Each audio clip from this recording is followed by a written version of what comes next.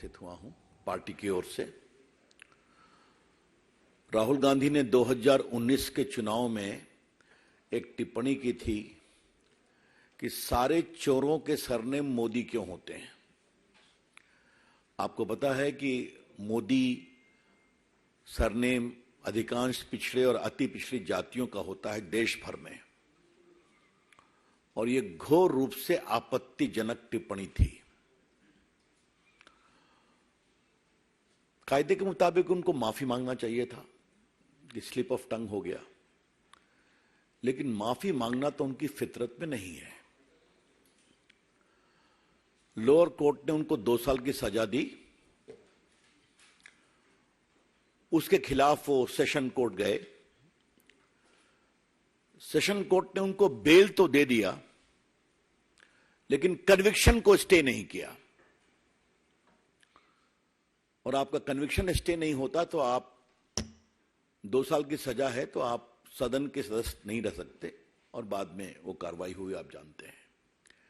इसके खिलाफ वो गुजरात हाई कोर्ट गए, और गुजरात हाई कोर्ट में अभी उनकी कोशिश यही थी कि हमारा जो कन्विक्शन हुआ है उसको स्टे किया जाए। ट्रायल कोर्ट के फैसले के खिलाफ मेरिट पर उनका मामला सेशन कोर्ट में पेंडिंग है। ये थोड़ा समझना बहुत जरूरी है। तो उन्होंने यह आग्रह किया कि हमारे कन्विक्शन को स्टे किया जाए, और आज गुजरात हाई कोर्ट ने बड़ा ही विस्तृत ऑर्डर दिया है, और उन्होंने उनके इस प्रेयर को रिजेक्ट कर दिया है। बाकी टिप्पणी तो जजमेंट हम देखने के बाद विस्तार से आपको बताएंगे, आपको भी मिलेगा, अभी लोड नहीं हुआ है। लेकिन जो वहां जानकारी मिली है, कोर्ट ने कहा है इनके खिलाफ लगभग 10 मामले चल रहे हैं, इसलिए कोई रीजनेबल ग्राउंड नहीं है स्टे करने का।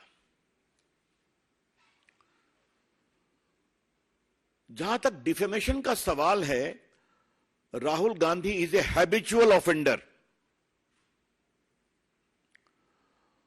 मानहानि के मामले में राहुल गांधी आदतन अपराधी हैं, और यह बात हम बहुत जिम्मेवारी के साथ कहना चाहते हैं। अगर आप उनके पूरे देखें राजनीतिक टिप्पणियों को, तो विदेश में जाके वो भारत के लोकतंत्र का अपमान करते हैं, डिफेम करते हैं, भारत की संस्थाओं का डिफेमेशन करते हैं, चाहे वो इलेक्शन कमीशन हो। अब तो मीडिया को भी डिफेम करते हैं कि आप बिके हुए हैं।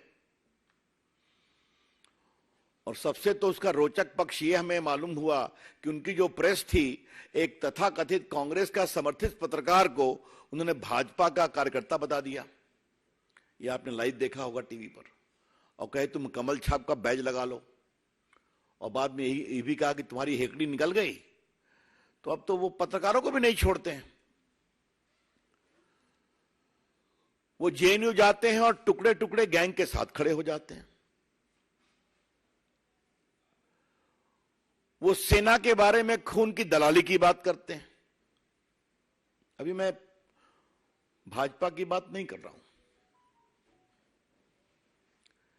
इन्होंने राफेल पर देश में चौकीदार मैं बोल नहीं सकता हूं क्या कैंपेन चलाया, और बाद में भारत की जनता ने जबरदस्त जवाब दिया। सुप्रीम कोर्ट ने कहा कि यह बिल्कुल ठीक है, तो उन्होंने सुप्रीम कोर्ट के निर्णय की भी आलोचना की, और जब कंटेम्प्ट शुरू हुआ तो माफी मांगा। संघ से तो लगता है राहुल गांधी इतना नफरत करते हैं कि गांधी के हत्यारे रहे हैं, उसके खिलाफ डिफेमेशन चल रहा है। तो लगभग 7-8 डिफेमेशन केस चल रहा है उनके खिलाफ,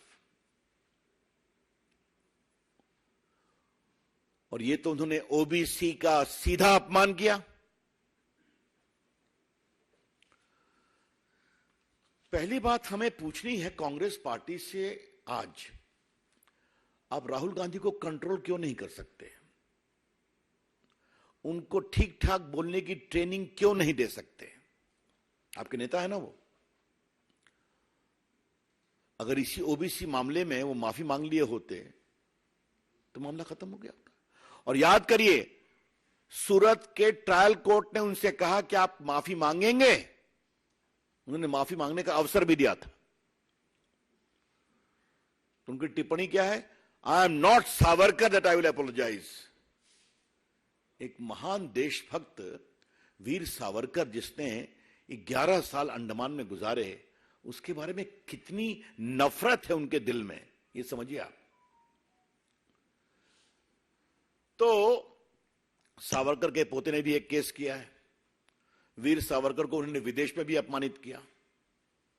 तो अपमानित करना, बेइज्जत करना, एब्यूज करना राहुल गांधी की फितरत है। I repeat, it has become a chronic habit of Mr. Rahul Gandhi to abuse, to defame, and almost showering the worst kind of abuses against eminent leaders and organizations. So, Mr. Rahul Gandhi, if you do like this, the law will catch up with you. Rahul Gandhi, अगर आप इस तरह के ये बात को समझेंगे कि लोगों को अपमानित करना आपका अधिकार है, तो कानून का भी अधिकार है कि आपको पकड़ा जाए। और जो आपके अपमान से पीड़ित होता है, उसको भी अधिकार है कि वो अपने सम्मान की रक्षा के लिए न्याय का सहारा ले। ये तो पूरी कहानी है। इसमें न कोई फ्रीडम है, न कोई बोलने की आजादी है। कोई कैसे कह सकता है कि सारे चोर का सरनेम मोदी कैसे होता है? क्या मतलब है इसका? कुछ भी बोल देंगे आप। मुझे मालूम है हमारे प्रदेश बिहार में बहुत सारे मोदी उत्तर भारत में अति पिछड़े परिवार से आते हैं, यूपी में आते हैं, गुजरात में आते हैं, देश में बाकी जगह पर हैं। तो you have no control on your tongue कि आप कुछ भी बोल देंगे। और जब आपको कोर्ट ने कहा कि राहुल गांधी जी आप माफी मांगेंगे, तो साहब आप सीधा, मैं सावरकर नहीं हूं कि माफी मांगूंगा। This is, I would say, irresponsible arrogance, गैर जिम्मेदार अहंकार है। किसी को अपने गुणों पर अहंकार हो सकता है। राहुल गांधी में तो मैं तो एक ही अहंकार का भाव देखता हूं कि मैं खानदान में पैदा हुए हैं और उसी की कमाई उनको मिलती भी है। ठीक है भाई, इसके अलावा आप सबको एब्यूज करेंगे, अहंकार दिखाएंगे। मैं कई बार इस मंच से कह चुका हूं कि राहुल गांधी होमवर्क नहीं करते हैं। हम नहीं करते हैं, चले जाते हैं जेएनयू में टुकड़े टुकड़े गैंग के पास, उनके पक्ष में खड़े हो जाते हैं। बाकी तो मैंने सब उनके गिनाया ही। तो आज का निर्णय गुजरात हाईकोर्ट का स्वागत योग्य है।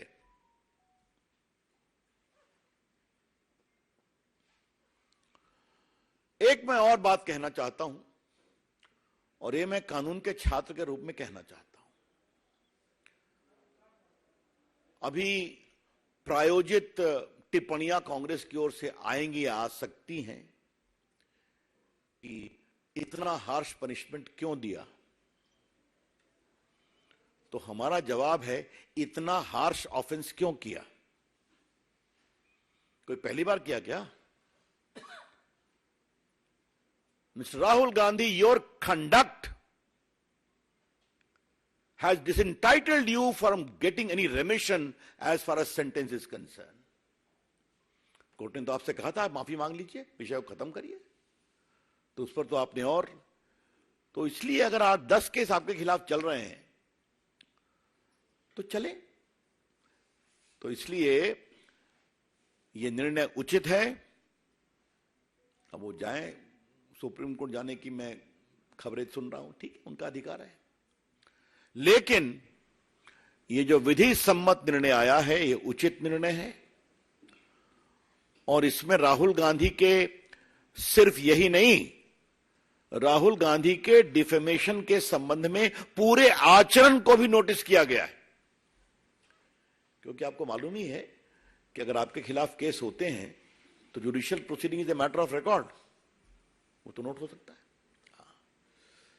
तो अपनी ओर से मित्रों, मैंने कुछ विषय आपको बताया। कोर्ट ने एक बार कहा है कि राहुल के खिलाफ कम से कम 10 क्रिमिनल केस पेंडिंग है। इसके अलावा उनके खिलाफ कुछ और केस फाइल किए गए हैं। एक तो वीर सावरकर के पोते ने दायर किया है, जो अभी वो हाल में विदेश में उन्होंने उनको टिप्पणी किया। और कोर्ट ने कहा है कि परिस्थितियों के आलोक में सजा पर रोक लगाने का कोई विषय नहीं बनता है और सूरत के सेशन कोर्ट के आदेश में हस्तक्षेप की आवश्यकता नहीं।